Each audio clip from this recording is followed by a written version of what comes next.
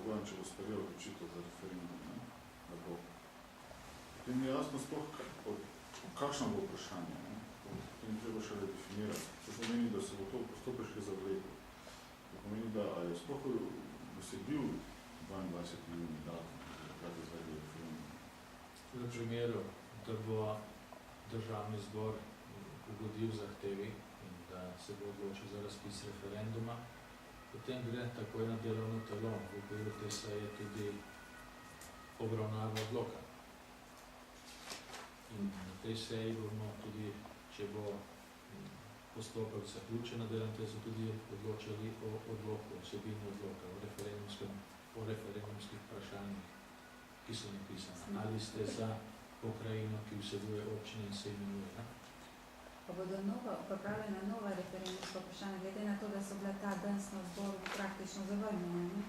Ne, iz proceduralnih razlogov. Še enkrat povem, zaradi načina dela, ker je bila seja v tem delu nepripravljena, dovolj kvalitetnih strokovnih služb, na osnovi dogovorov znotraj tega, o tem dejansko formalno ni bilo možno odločati, ker najprej se je odločalo o tem, o mnenju, da se sploh uvrsti točka na dnevni red seje državnega zbora. O tem, o ostalih vprašanjih, o ostalih amandmajih pa se bo odločalo potem na seji delovnega telesa, ki bo, če bo državni zbor tej zahtevi za razpis ugodil.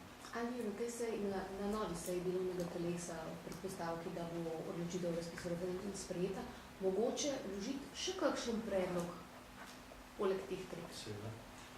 Kje je bila napaka storjena strani strokovnih služb, ki konkretno?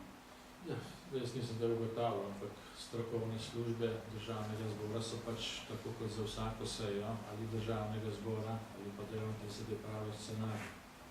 In v tem scenariju se je zadeva ni zaključila pri prvem glasovanju oziroma drugem glasovanju, ki se je potem glasovanje prešel na maj. To je v bistvu brezpredmetno glasovanje. Ko se najprej glasuje samo o tem, o mnenju delovnega telesa k zahtevi za razpis. To je sestavni del in o tem bo zdaj odločil državni zbor in če bo državni zbor temu s tem glasovanjem to potrdil, potem se še res teče postopek po vsebini odloka. A bojo pokrajine realno sploh sprejete pred volitvami? No, zdaj težko je reči, kaj se bo dogajalo. Če bo referendum razpisan za 22. juni, potem verjetno je težko računati, da bo pokrajina sprejeta v tem mandatu. Vsekakor pa pomeni rezultat referenduma obvezo za poslance te koalicije in tudi prihodnje, da upoštevajo njihovo voljo pri oblikovanju pokrajin, takrat, ko bo pač ta stvar prišla na dnevni red državnega zbora. 22. juni je še vedno možno po vašem. Ja, roki so možni, če bodo postopki na državnem zboru in na delovnem telesu stekli tako, kot je predvideno. Seja po tej plati oziroma vse zahteva po tej plati je taka, da omogoča razpis referenduma oziroma za 22. juni. Gospod Tanko, mi lahko odgovorite, če bo odločitev za razpis referenduma v državnem zboru sprejeta, kakšen predlog, kolikšnega števila pokrajin bo SDS takrat zagovarjal? Mi imamo v postopku predlog z 12 vsemi in skupaj s Slovensko ljudsko stranko smo podpisali še predlog amandmaja za eno dodatno pokrajino, tako je 13 vsemi. To je pač tisto, kar je trenutno v postopku. Za katero število?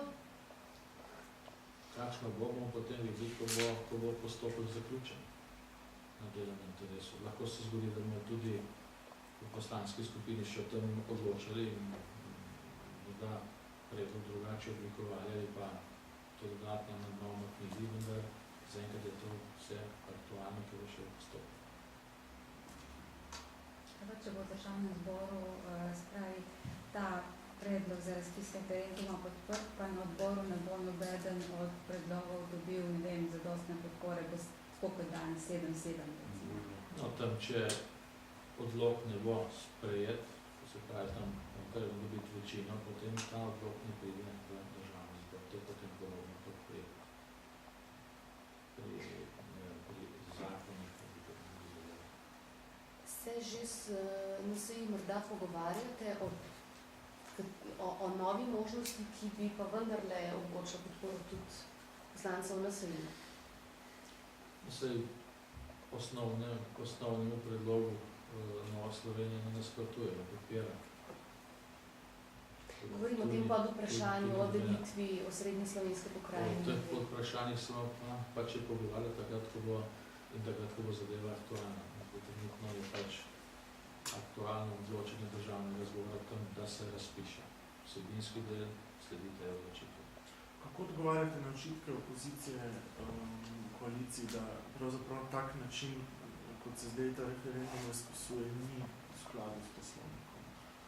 Ker pač ni neke podlage iz matičnega delovnega telesa, na podlagi kateri bi se to sprejelo. To zagotovo ne drži. Zahteva, ki jo je oblikovala koalicija, je formalna, izpolnjuje vse pogoje za obravnavo na državnem zboru in za obravnavo na delovnem telesu. Mnenje, ki ga je oblikovalo delovno telo, je sestavni del postopka za odločanje na seji državnega zbora. Se pravi, ta točka, ta zahteva izpolnjuje vse pogoje za odločanje tam, da se referendum razpiše. Da ni nobenih dilem. Ker mnenje je pač delovno telo oblikovalo. In glasovalo sicer 7-7, ampak je oblikovalo